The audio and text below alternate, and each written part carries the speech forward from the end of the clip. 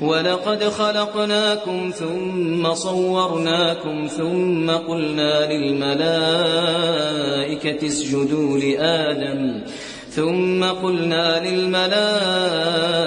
اسجدوا لآدم فسجدوا إلا إبليس لم يكن من الساجدين قال ما منعك ألا تسجد إذ أمرتك قال أنا خير منه خلقتني من نار وخلقته من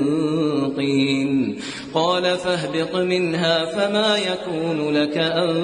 تتكبر فيها فاخرج إنك من الصاغرين قال أنظرني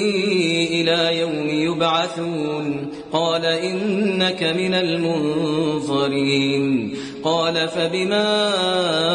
أغويتني لأقعدن لهم صراطك المستقيم ثم لآتينهم من بين أيديهم ومن خلفهم وعن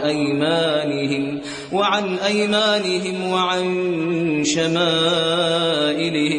ولا تجد أكثرهم شاكرين قال اخرج منها مذءوما مدحورا لمن